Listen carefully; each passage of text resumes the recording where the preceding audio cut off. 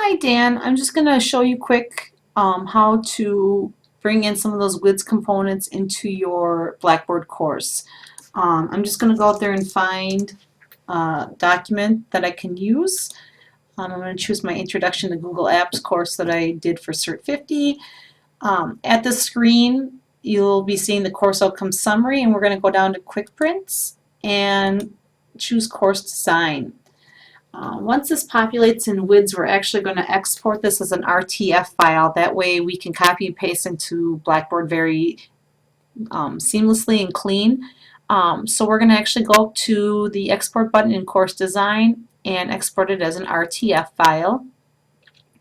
And it will load for us.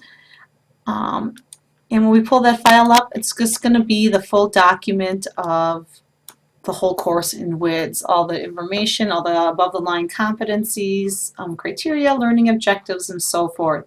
I'm actually going to scroll down to the learning plan section of this document because this is where we pull all the information from that we're going to need. So the first thing I'm actually going to do, file management in Google Drive, is the first learning plan. I'm going to copy and paste the overview purpose and the target competency. There is only one in this section. If there was more, I would copy all of them. I'm just going to copy them, minimize this. I'm going to open up Blackboard.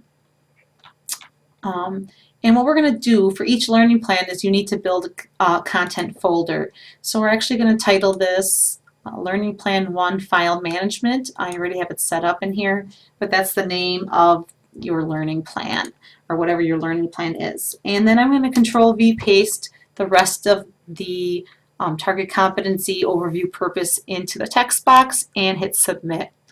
So every file will look like this, every overview file. Some of your courses you may have more than one target competency and it may get lengthy.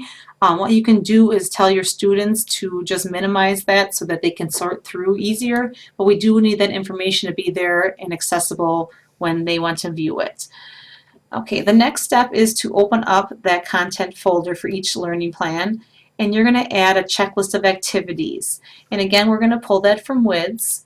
Oops, I want the document up. So if I scroll down below the part I just selected, there's the learning activities and assessment activities. Again, I'm going to copy that, open up my Blackboard, and inside the learning plan folder now I'm just going to create an item. We're going to call it Checklist of Activities, and in the text box I'm going to paste that list. Okay, now essentially what it will all look like is every learning plan will have the competency and overview on the first page. You open up the folder and the checklist of activities is the first thing they see on the second page. Okay, just to give you an idea what that looks like in full, I have an example folder here. Again, I have the title of the learning plan along with the title Learning Plan 1, the overview purpose, target competencies.